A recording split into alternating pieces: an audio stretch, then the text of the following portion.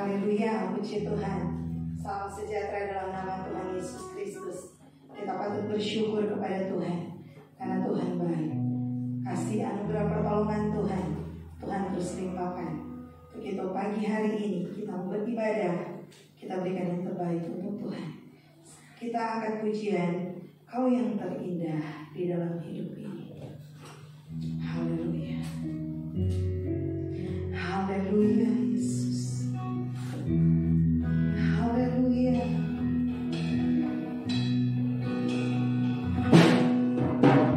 Kau yang terindah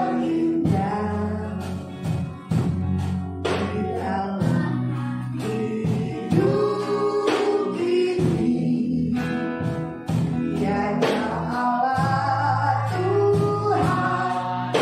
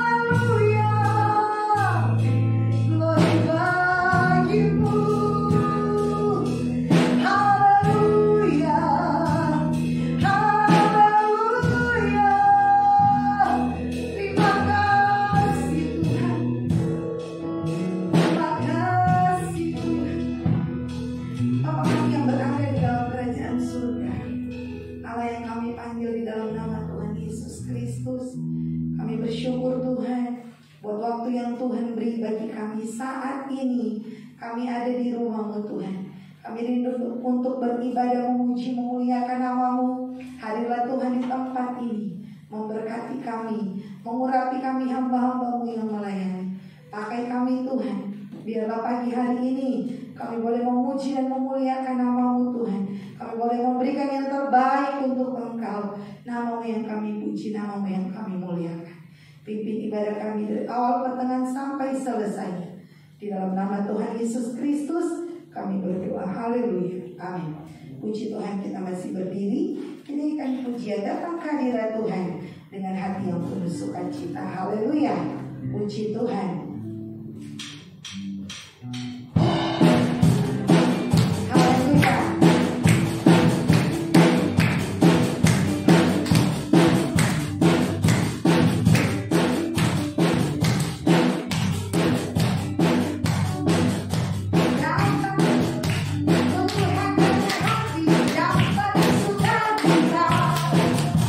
Datang kehadirat Tuhan dengan senyum dan muka yang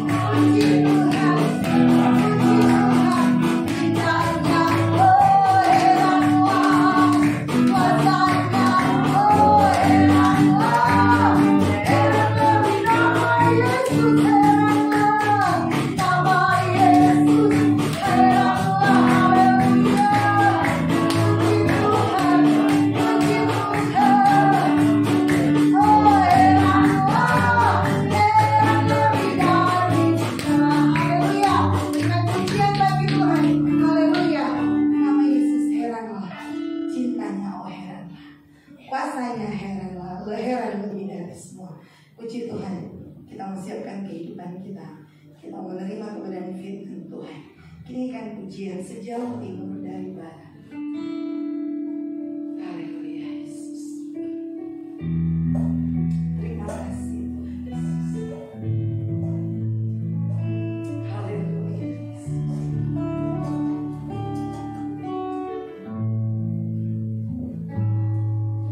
Sejauh timur dari barat, Engkau membuang dosaku. Tiada Kau ingat lagi pelanggaranku.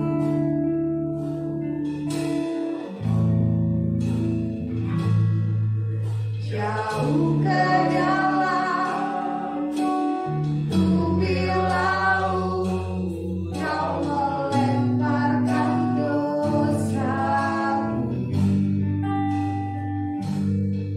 Tiada Kau perhitungkan kesalahanku. Sejauh timur dari barat. Haleluya. Sejauh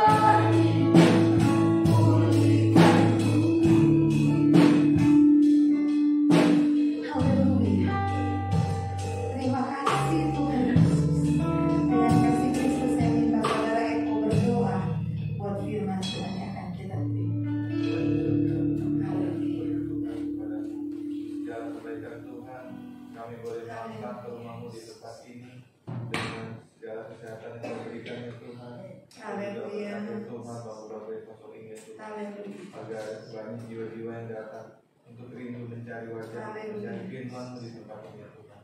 Dan juga pujian kami Tuhan agar menjadi berkat bagi kami, kanan kiri kami sekali biarlah ini dan berfirman-Lah ya Tuhan, yang hamba memasrah biarlah firman-Mu berkatakan di dalam hati kami. Kami siap menyerahkan ya Bapa di dalam nama Tuhan kami Yesus Kristus. Amin. Tuhan silakan dulu. Saya serahkan kepada Bapak Umar.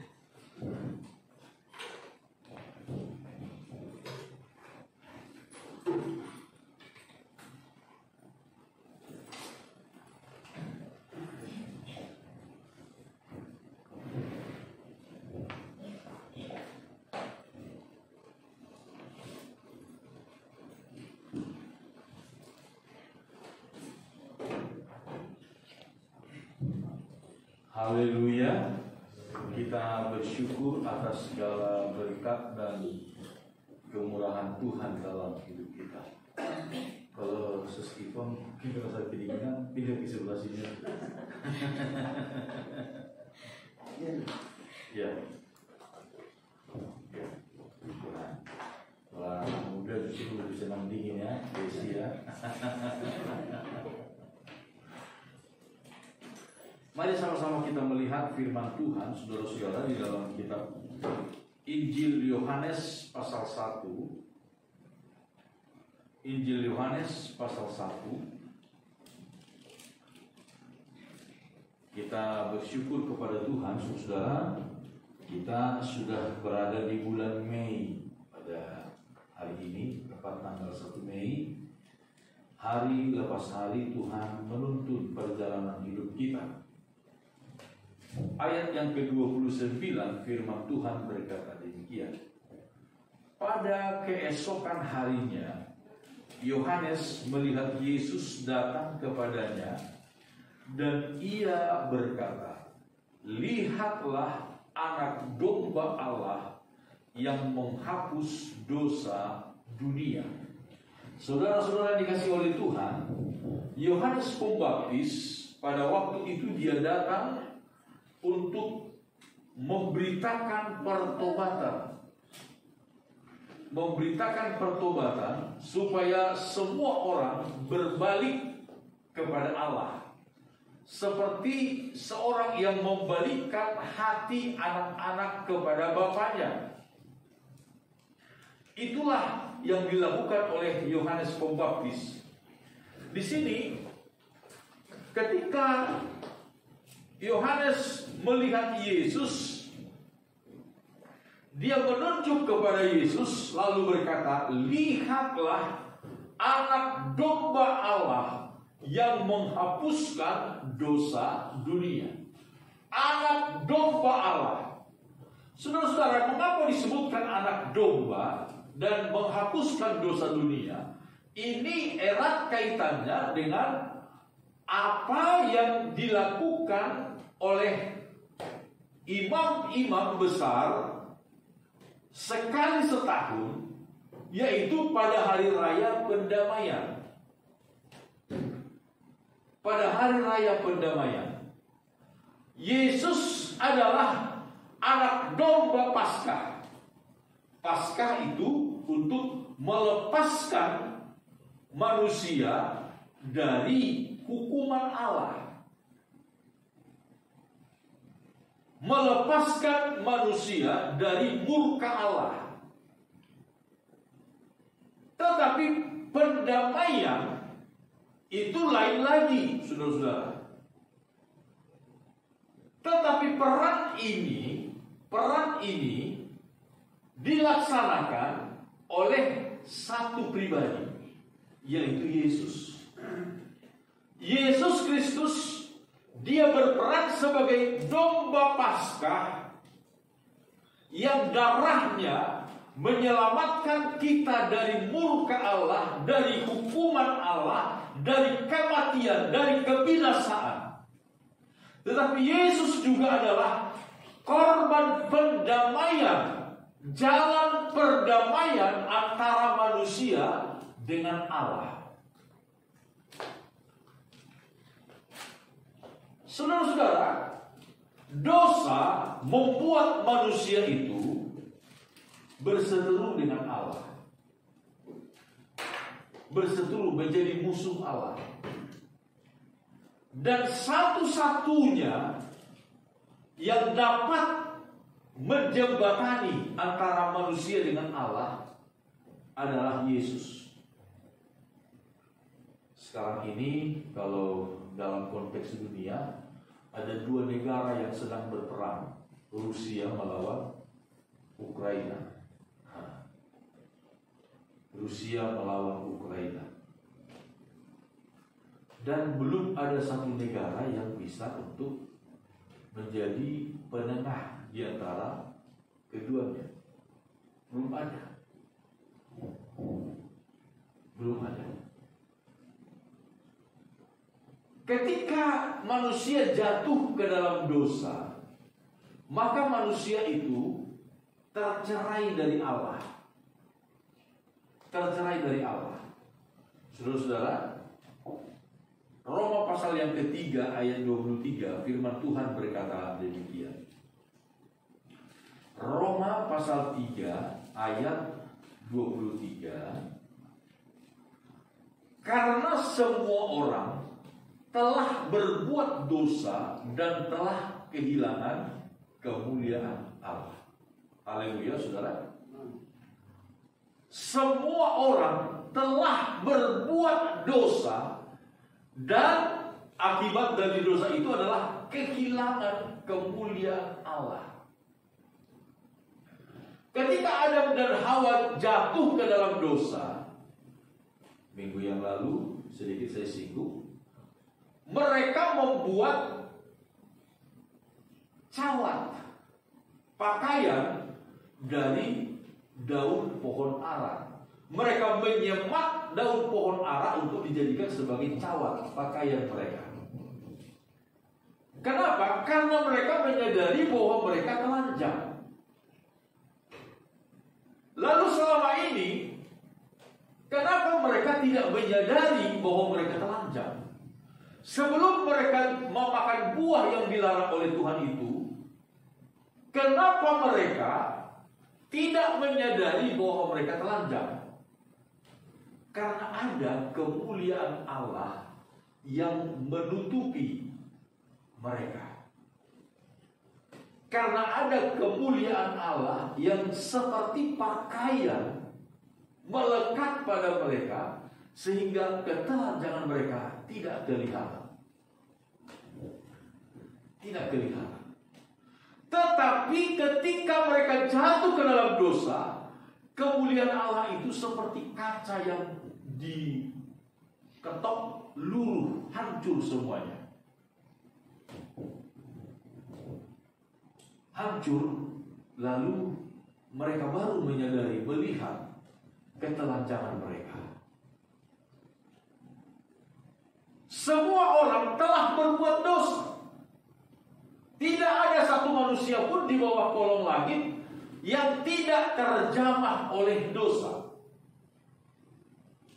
Seringkali orang berkata, apakah anak-anak ada dosa? Ada. Tetapi dosa yang disebut dengan turunan, dosa nenek moyang, dosa Adam.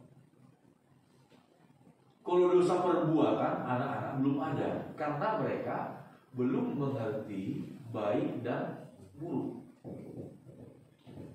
Sejak seseorang mengerti yang baik dan yang buruk, akil balik namanya kalau dalam bahasa terjemahan lama. Sejak seseorang itu akil balik, barulah perbuatannya itu dapat dikategorikan sebagai dosa ketika dia melakukan satu pelanggaran. Kalau dalam hukum negara pidana misalnya, saudara, anak di bawah umur 17 tahun tidak bisa dijerat dengan hukum itu, dengan hukum-hukum tertentu, pidana secara umum, karena dianggap masih kanak-kanak. Tapi 17 tahun ke atas itu sudah dianggap dewasa, harus mempertanggungjawabkan segala perbuatannya.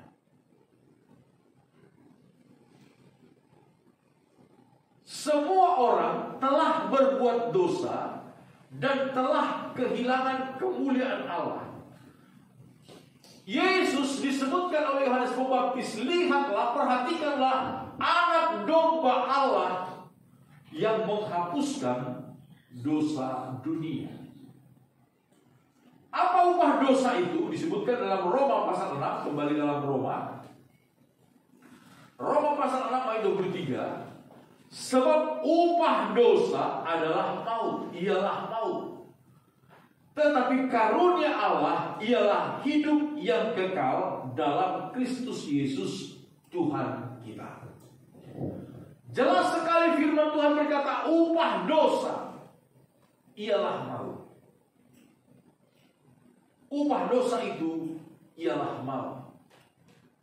Tetapi karunia Allah ialah hidup yang kekal di dalam Kristus Yesus Tuhan kita. Untuk itulah Yesus datang menghapuskan dosa manusia, sehingga kita yang seharusnya harus menerima maut, kematian, api neraka, itu dilepaskan oleh Tuhan dari hukuman tersebut. Roma 5 ayat 8, kita sudah sedikit singgung minggu yang lalu.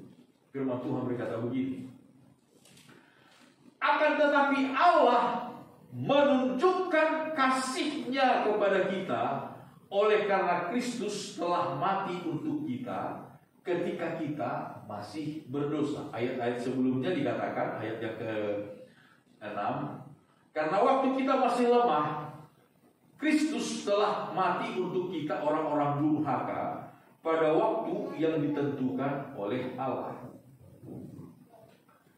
Pada waktu kita masih lemah.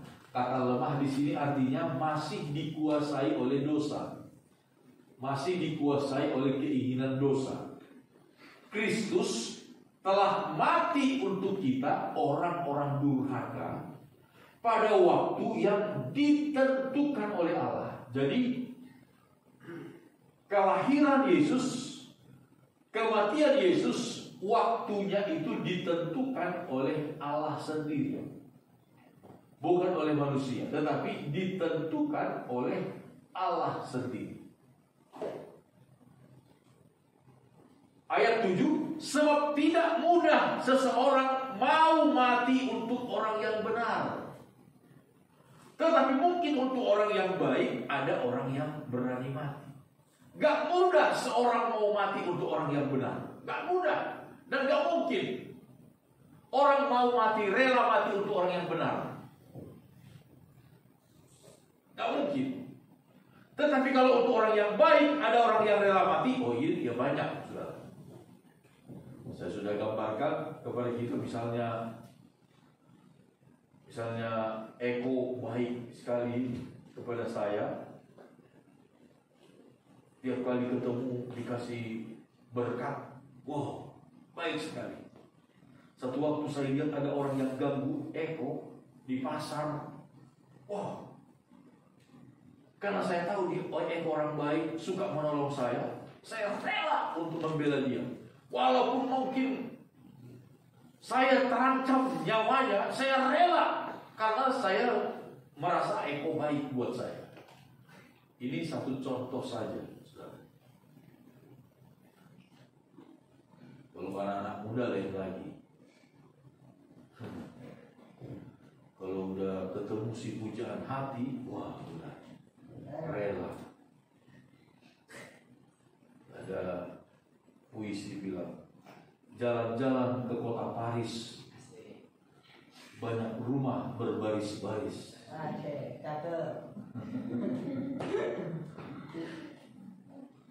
Beta rela mati di ujung keris, asalkan dapat yang cantik dan manis.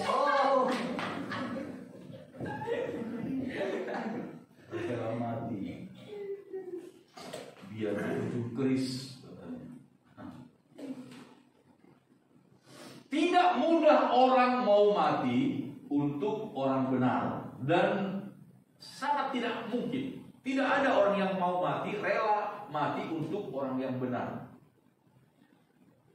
Dan juga mana ada mungkin, saudara-saudara ya, orang yang benar kok mau dihukum mati, kan mungkin. Tetapi untuk orang yang baik, mungkin ada orang yang berani mati. Kita, saudara-saudara, pada umumnya kita bukan dua-duanya.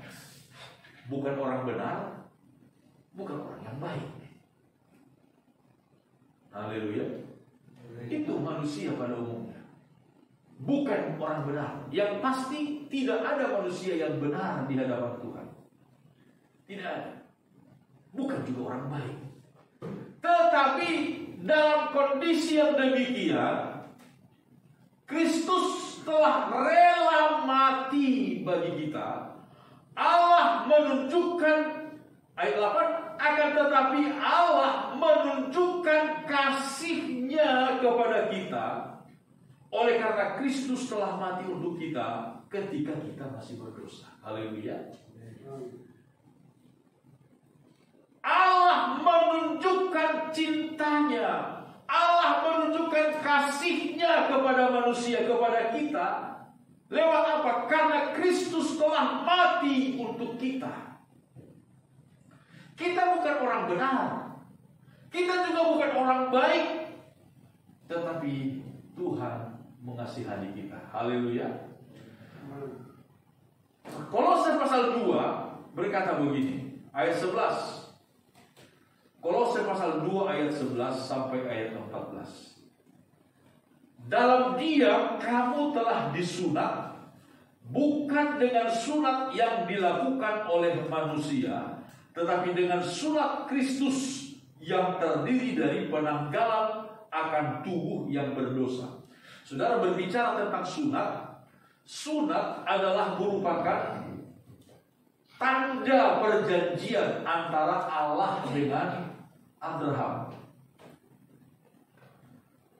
Sunat, ketika Allah mengikat perjanjian dengan Abraham, Allah berkata begini, dari pihakku Abraham, aku akan memberkati engkau. Aku akan membuat keturunanmu sangat banyak seperti bintang di langit, seperti pasir di tepi laut. Itu dari pihakku, kata Tuhan kepada Abraham. Tetapi dari pihakmu, setiap orang laki-laki di tengah-tengah keluargamu itu harus disunat. Harus disunat. Sehingga setiap orang yang tidak disunat dari keturunan Abraham itu harus dibunuh. Harus dibunuh karena ia mengingkari perjanjian antara Allah dengan nenek moyang mereka, Abraham. Saudara, sunat adalah merupakan sebuah tanda, sebuah bukti bahwa seseorang itu kekasih Allah. Kekasih Allah karena perjanjian Allah dengan Abraham. Tetapi karena pemberontakan bangsa Israel terhadap Allah, maka Allah tidak berkenan lagi dengan sunat lahiriah. Sunat lahiriah, sunat jasmani. Sehingga firman Tuhan berkata, di dalam Kristus bersunat atau tidak bersunat tidak ada lagi faedahnya. Tidak ada lagi artinya di hadapan Allah. Mungkin kalau secara dari segi kesehatan, ya saudara bisa bertanya kepada dokter, tenaga kesehatan. Bersunat itu ada gunanya nggak sih dokter? Tanyalah, saudara ya. Jangan saya yang jelaskan. Tetapi secara rohani untuk sekarang ini tidak ada lagi gunanya sunat itu. Tetapi yang perlu adalah sunat secara rohani. Yang disebut di sini adalah sunat Kristus. Bagaimana itu sunat Kristus? Yang terdiri dari penanggalan akan tubuh yang berdosa. Bukan berarti kita ini seperti apa saudara ya? Kalau dalam dunia binatang ada sejenis binatang itu yang bisa menanggalkan anggota tubuhnya maupun anatomi, seperti cicak. Ya, cicak itu kalau kita tangkap ekornya, dia lari, dia tinggalin ekornya. Itu cicak. Bukan seperti itu, lalu kita menanggalkan tubuh yang berdosa, bukan. Artinya di sini sunat Kristus di sini adalah pertobatan. Amin. Pertobatan. Ayat 12. Karena dengan Dia, bagaimana pertobatan itu? Dengan Dia, dengan Kristus kamu dikuburkan dalam baptisan. Dan di dalam Dia kamu turut dibangkitkan juga oleh kepercayaanmu kepada Allah, kerja kuasa Allah yang telah membangkitkan Dia dari antara orang mati. Dengan Dia kamu dikuburkan dalam baptisan. Itu sebabnya saudara-saudara, kita melakukan baptisan bukan pada anak kecil. Bukan pada anak kecil. Anak-anak tidak pernah di dalam Alkitab diajarkan anak-anak dibaptis.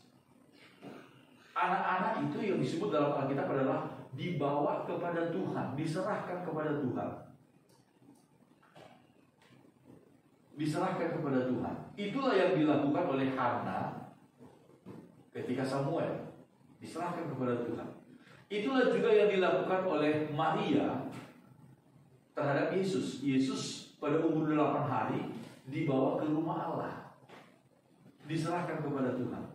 Yesus pun ketika dalam pelayanannya, dia orang-orang Israel, orang-orang Yahudi membawa anak-anak kepada Yesus, lalu Yesus merangkul mereka. Yesus meletakkan tangannya atas mereka dan memberkati mereka. Nah, saudara-saudara, ini bukan sebuah sebuah tradisi baru. Tapi mulai hari ini, saudara-saudara, mulai minggu ini, setiap kali kita minggu pertama menerima perjamuan Tuhan, sesudah kita menerima perjamuan Tuhan nanti, saya akan mengundang semua anak-anak dan anak remaja untuk maju ke depan, berlutut di depan. Kita doakan. Saya akan mendoakan secara khusus untuk semua anak-anak dan juga anak-anak remaja. Anak-anak remaja yang masih sekolah, yang masih kuliah, untuk datang ke depan, berlutut di depan sebagai tanda bukti kita menyerahkan hidup kita kepada Tuhan. Amin, saudara. Karena menghadapi masa-masa yang hari-hari ini semakin jahat, saudara-saudara. Kalau bukan Tuhan yang menolong anak-anak kita, kalau bukan Tuhan yang melindungi hati mereka, siapa yang bisa menjaga? Siapa yang bisa menjaga? Gak ada.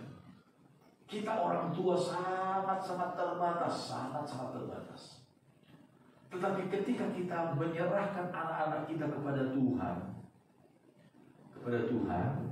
maka disitulah Tuhan akan menjaga, melindungi mereka. Itu sebabnya nanti sebentar sesudah kita menerima perjamuan Tuhan, nanti anak-anak semuanya, anak remaja saya undang semuanya maju ke depan sini dan berlutut menyerahkan diri kepada Tuhan. Di sini disebutkan, saudara-saudara, dengan Dia kamu dikuburkan dalam baptisan. Jadi kita tidak menganut anak-anak itu dibaptis. Yang dibaptis itu adalah orang yang sudah mengerti dosa, yang sudah akil balik, yang sudah tahu yang benar dengan yang salah. Bagaimana caranya? Adalah baptisan dengan cara diselamkan. Diselamkan. Kalau dalam sejarahnya, saudara-saudara, mengapa timbul kemudian adanya baptisan dengan cara dipercik? Kalau sekarang itu baptisan itu macam-macam. Kalau gereja Bala Keselamatan, mereka dibaptis pakai bendera. Pakai bendera.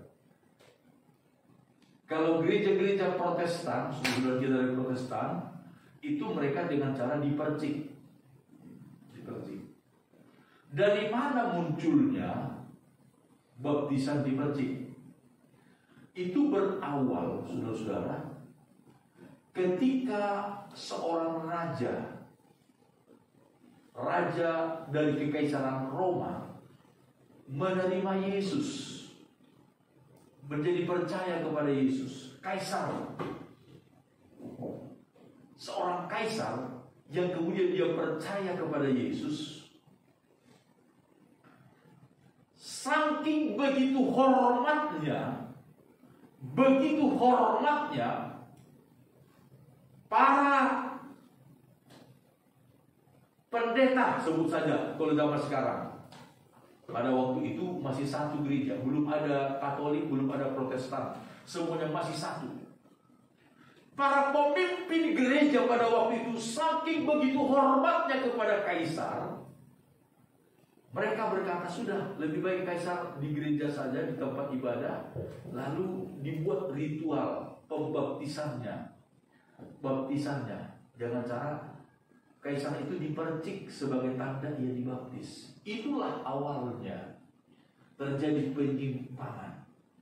Padahal kalau kita melihat di dalam Alkitab, saudara-saudara, di dalam Alkitab, ketika Yohanes Pembaptis melihat Yesus datang untuk dibaptis oleh Yohanes Pembaptis di Sungai Yordan.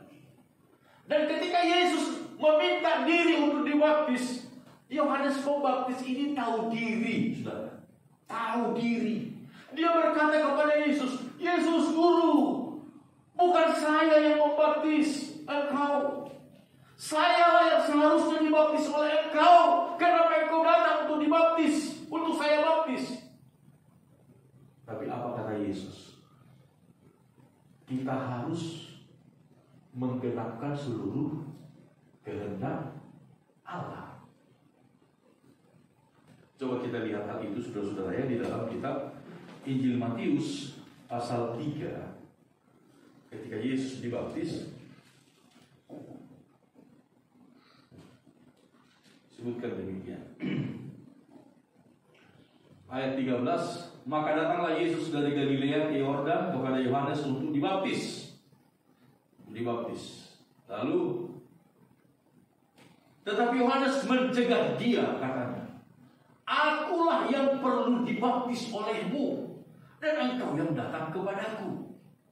Lalu Yesus menjawab, katanya kepadanya, biarlah hal itu terjadi, karena demikianlah sepatutnya kita menggenapkan seluruh kehendak Allah.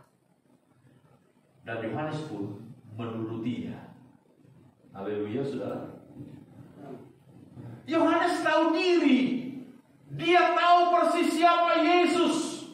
Bahkan dia yang memberikan testimoni, kesaksian, akan datang yang lebih besar daripadaku. Membuka tali kasutnya pun aku tidak layak. Saudara bisa bayangkan bagaimana Yohanes Pembaptis menghormati Yesus. Dia tahu Yesus adalah Allah yang menjelma menjadi manusia. Memurai tali kasutnya, memurai tali sepatunya pun aku tidak layak, kata Yohanes Pembaptis. Dia yang akan membaptis kamu dengan Roh Kudus dan dengan api. Nah, ketika Yesus datang kepada Yohanes Pembaptis untuk dibaptis, itulah sebabnya Yohanes Pembaptis mencegah. Dia berkata, akulah yang seharusnya dibaptis olehmu. Tapi apa kata Yesus? Di sini disebutkan,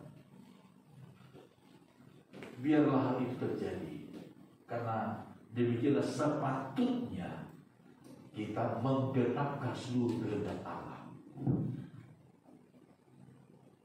Sayang sekali memang, saudara, ketika Kaisar Roma itu menerima Yesus menjadi murid Kristus, para pemimpin gereja pada masa itu mengabaikan firman Allah karena saking rasa hormat kepada manusia, kepada Kaisar.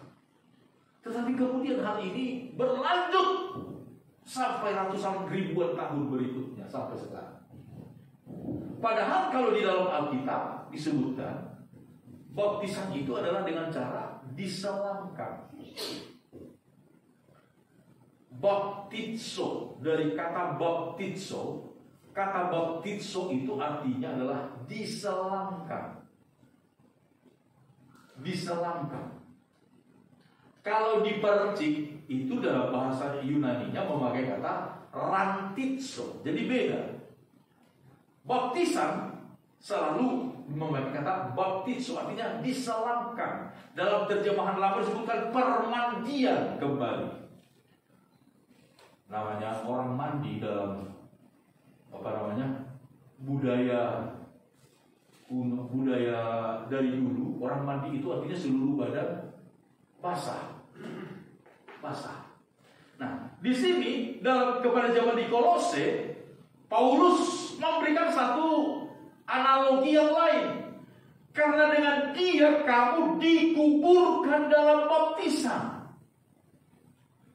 Dikuburkan dalam baptisan. Jadi baptisan itu adalah salah satu gambaran kita mati dan bangkit bersama dengan Yesus. Dikuburkan dan bangkit bersama dengan Yesus. Itulah salah satu makna daripada baptisan. Dengan dia kamu dikuburkan dalam baptisan. Coba kalau kita pergi ke tempat pemakaman,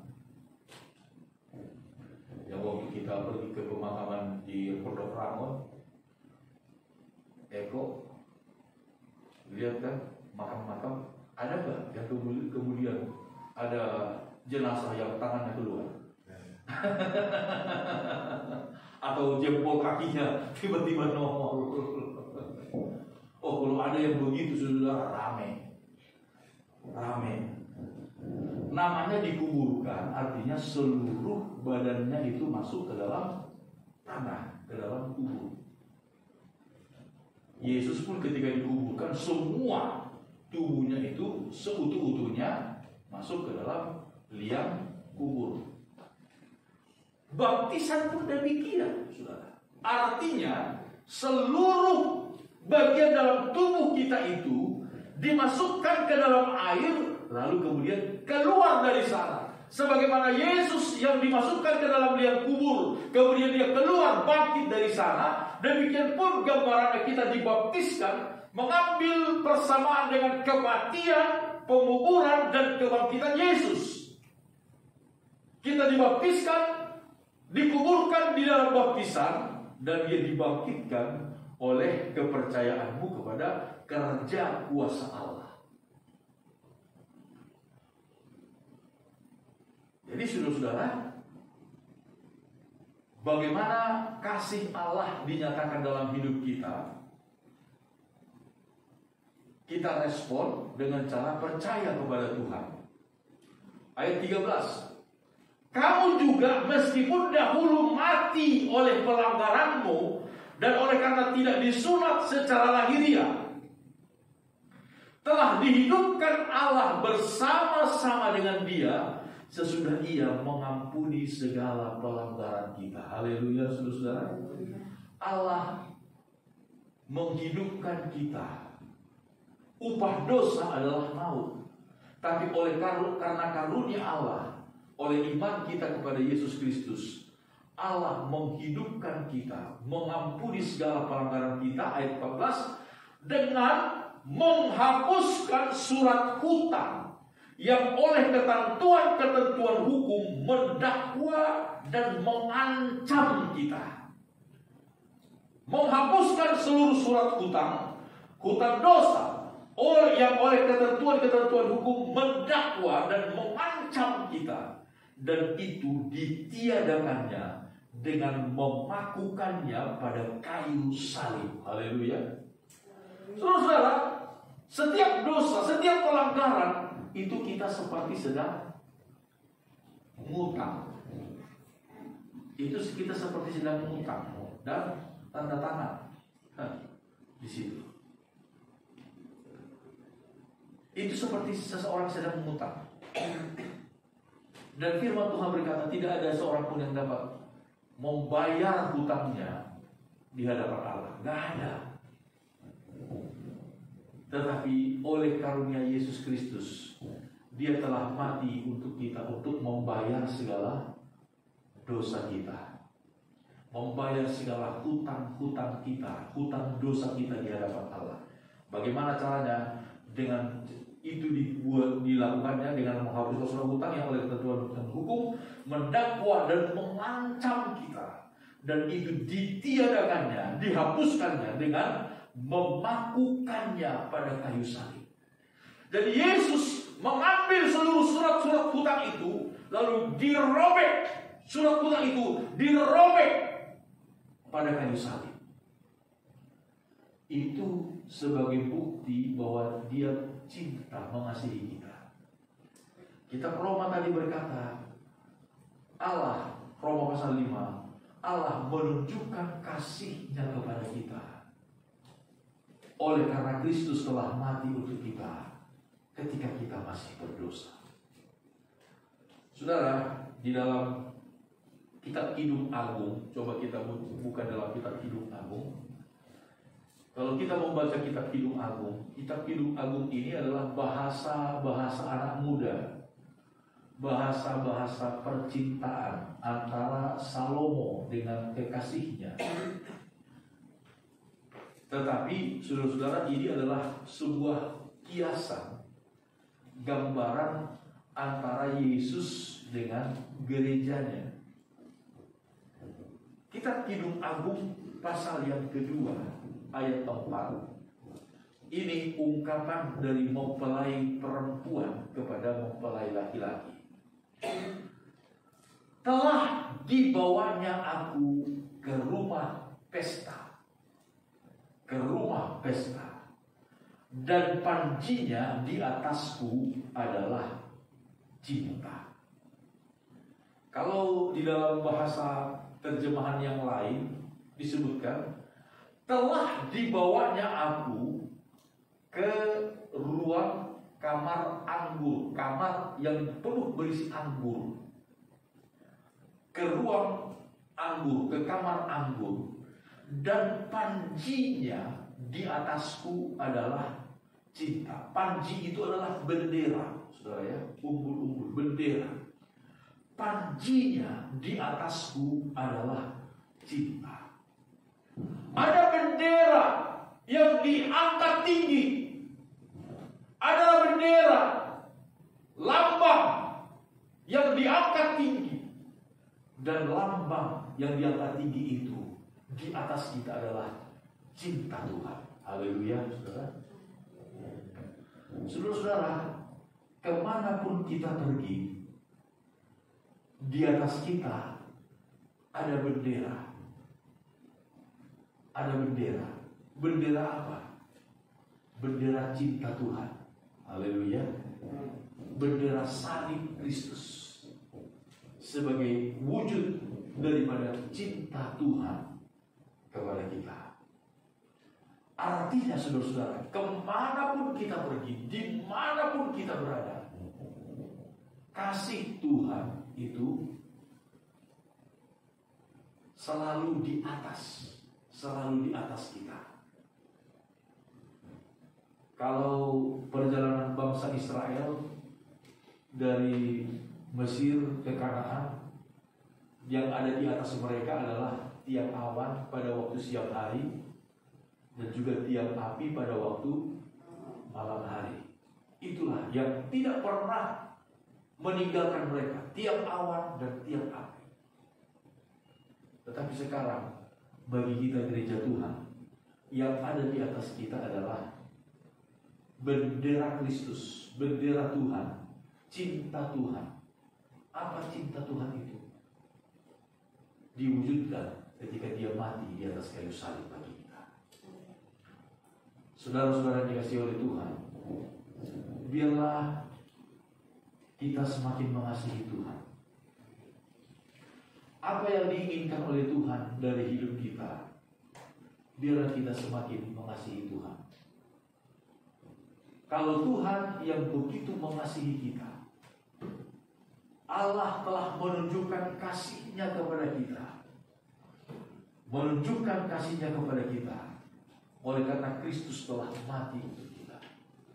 Satu hal yang diminta oleh Tuhan dari kita adalah biarlah kita juga mengasihi Tuhan. Amin. Puji Tuhan.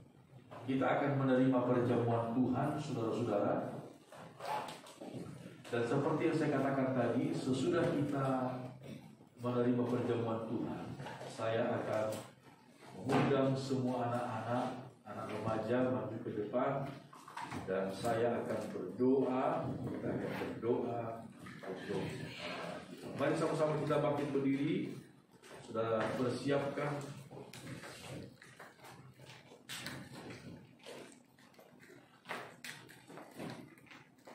roti dan anggur.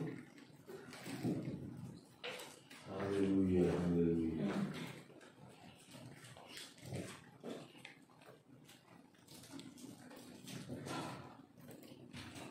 Kita nyanyikan pujian tadi, sejauh timur dari barat, Engkau menghapus, Engkau membuat. Haleluya.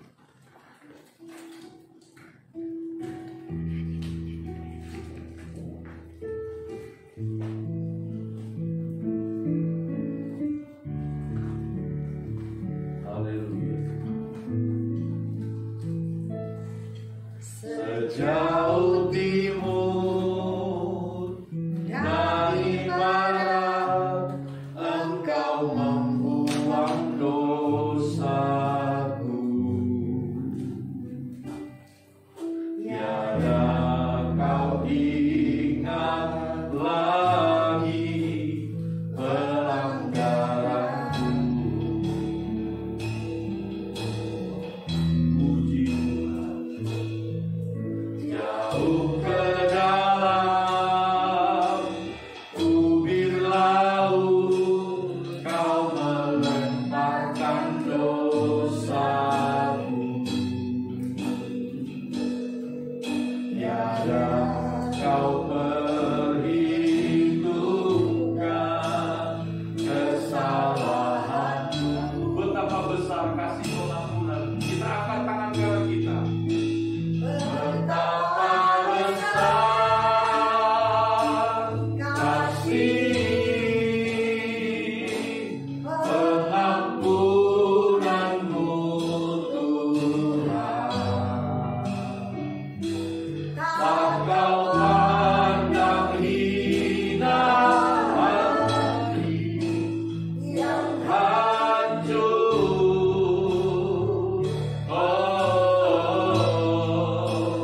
Ku menerima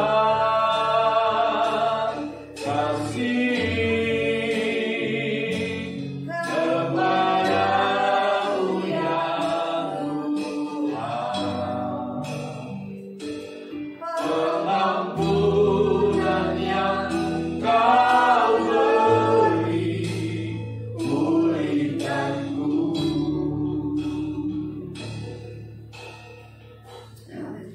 Saudara-saudara yang dikasihi oleh Yesus Tuhan, Yesus telah mati bagi kita. Dia telah menunjukkan betapa cintanya terhadap saya dan saudara. Tidak mudah, tidak mungkin ada orang yang mau mati untuk orang yang benar.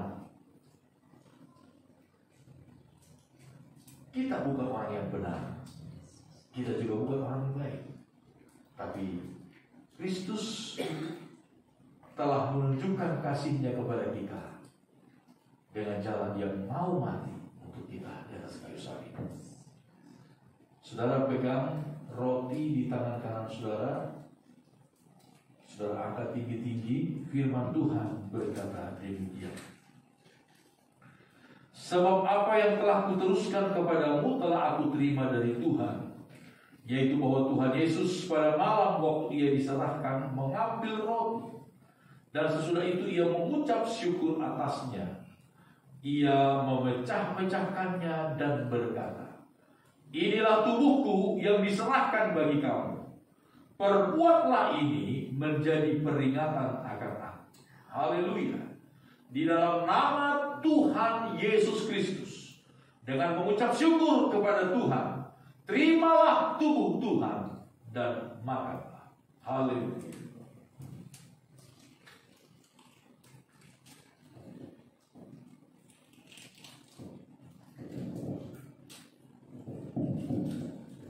Sudah persiapkan anggur.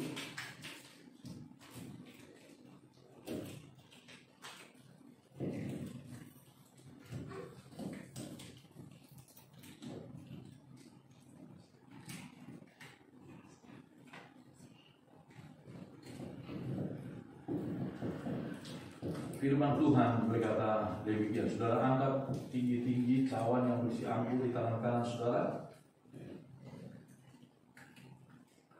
Demikian juga Ia mengambil cawan sesudah makan lalu berkata, Cawan ini adalah perjanjian baru yang dimeteraikan oleh darah. Perbuatlah ini setiap kali kamu meminumnya menjadi peringatan akan aku. Sebab setiap kali kamu makan roti ini dan minum cawan ini, kamu memberitakan kematian Tuhan sampai Ia datang. Saat ini kita sedang menyaksikan, bersaksi, mengakui bahwa Yesus Kristus telah mati, telah bangkit, naik ke surga, dan Ia akan datang kembali.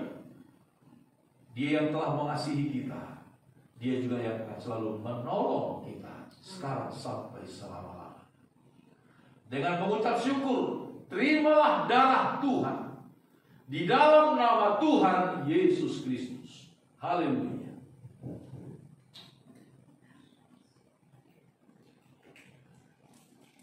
Puji Tuhan.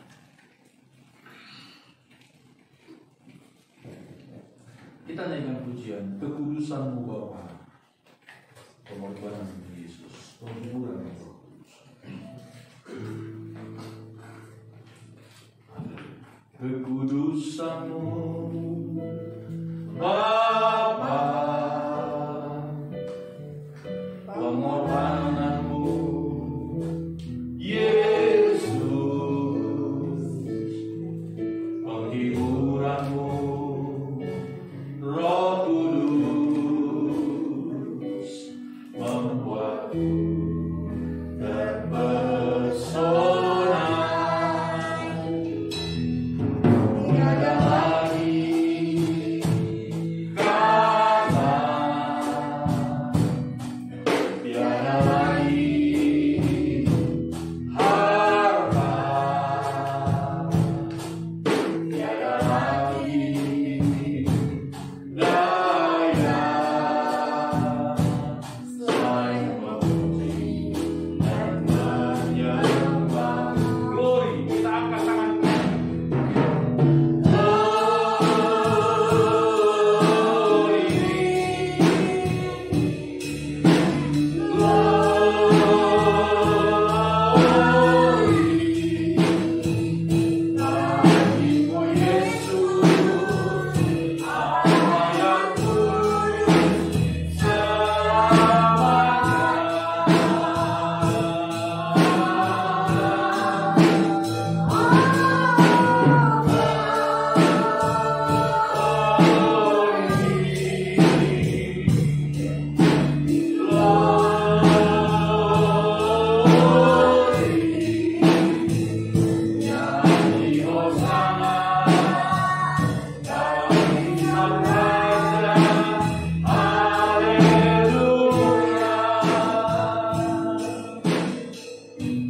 Saatnya saya undang semua anak-anak untuk maju ke depan, anak-anak remaja juga maju ke depan untuk kita doakan. Silakan berlutut di depan.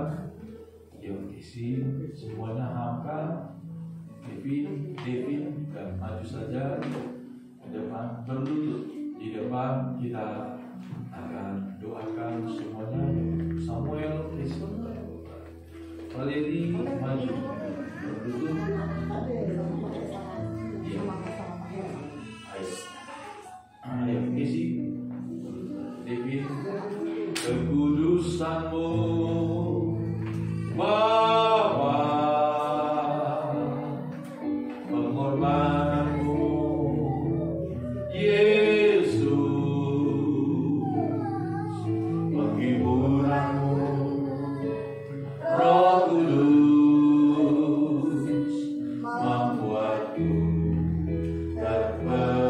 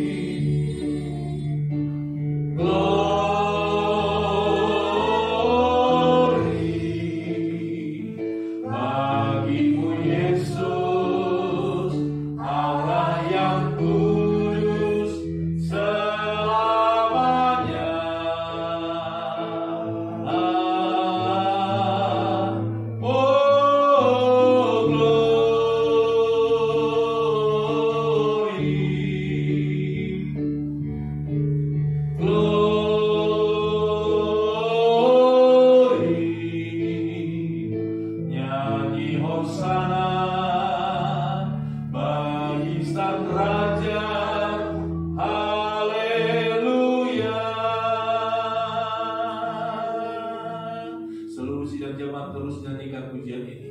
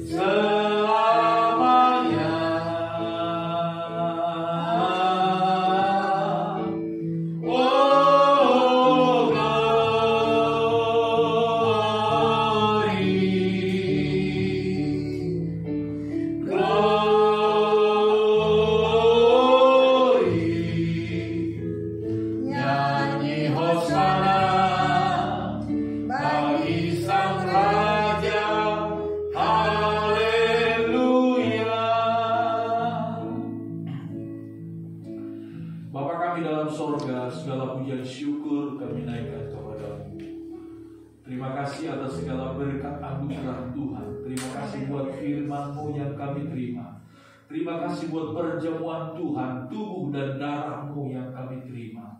Memberikan kekuatan bagi kami untuk menjalani hari-hari kami, mengiring Engkau dalam kesetiaan ya Tuhan. Kami terus berdoa buat anak-anak kami, Tuhan jaga, lindungi dan berkati mereka. Mereka yang telah merendahkan diri di hadapan Tuhan, Engkau berkati seluruhnya. Amin. Inilah doa dan permohonan kami. Kami bersyukur kepada-Mu di dalam nama Tuhan Yesus Kristus. Haleluya. Amin. Puji Tuhan. Anak-anak silakan kembali ke tempat masing-masing. Silakan kepada Ibu Gembala untuk mengikuti yang selanjutnya.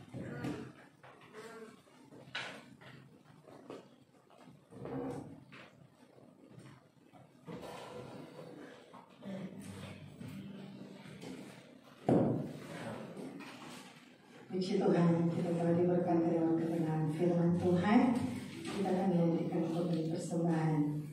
Kita nyanyikan pujian, puji-puji Yesus. Haleluya. Puji Tuhan.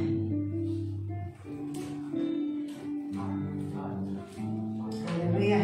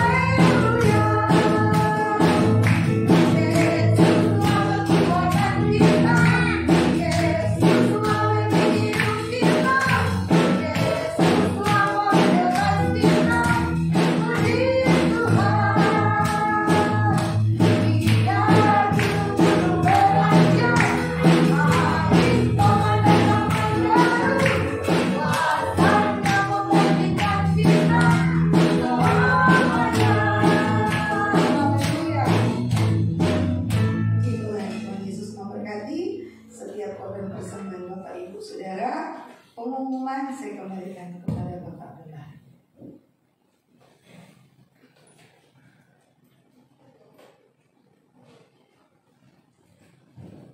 Haleluya.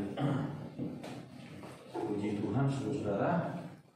Pengumuman bagi kita, hari Rabu yang biasa kita adakan doa, ini kita libur dulu, saudara ya. Karena Tuhan sih nggak pernah libur.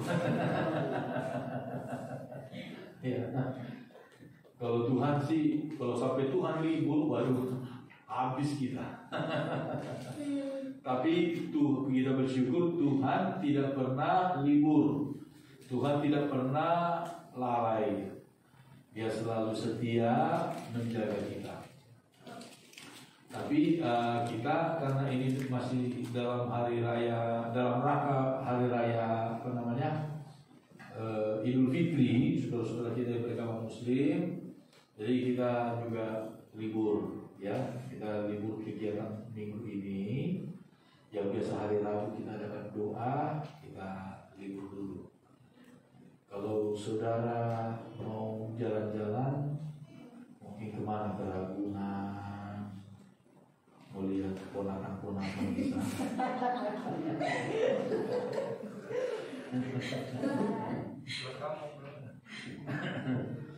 Yang selalu saya pesan itu pertama hati-hati, saudara ya, jangan sampai kecolongan gitu ya.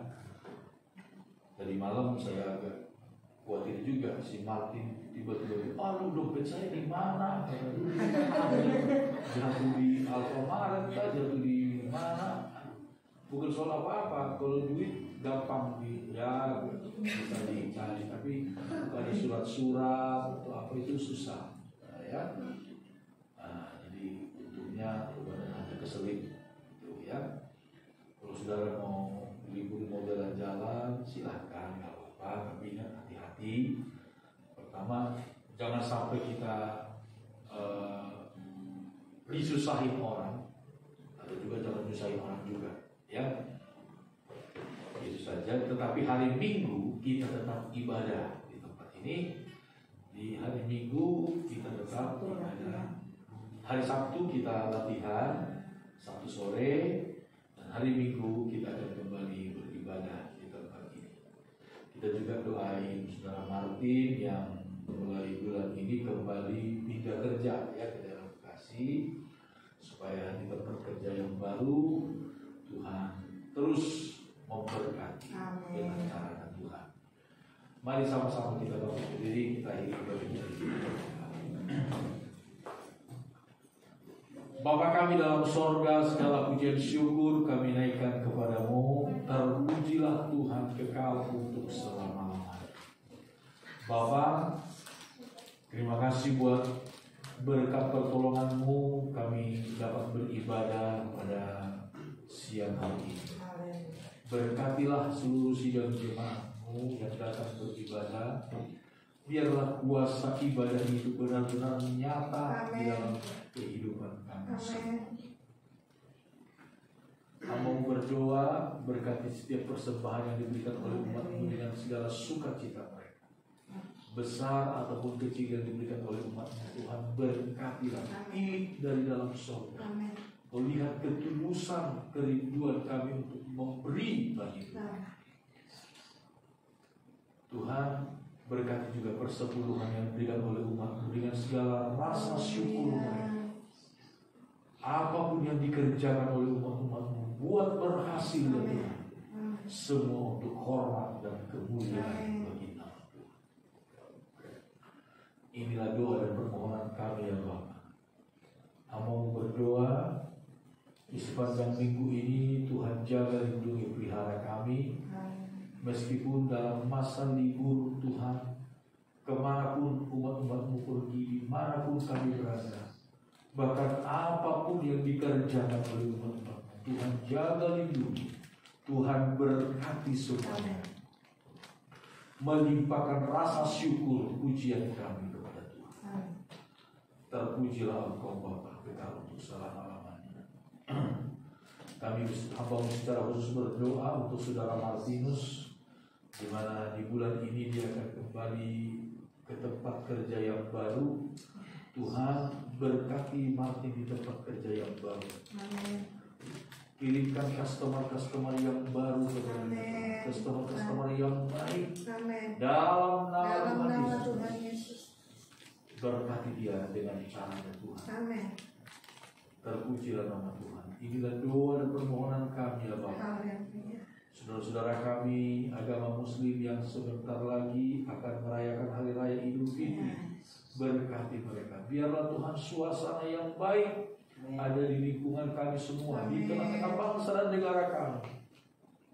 Terus ada suasana yang kondusif, keamanan, kedamaian tercipta ya Tuhan. Berkati Presiden kami Bapak Joko Widodo. Ya. Tuhan berikan selalu hikmat, akal budi, kewibawaan dari Tuhan di dalam hati dan pikirannya untuk dapat menemukan Tuhan cara-cara yang baik untuk semakin memajukan bangsa dan negara kami.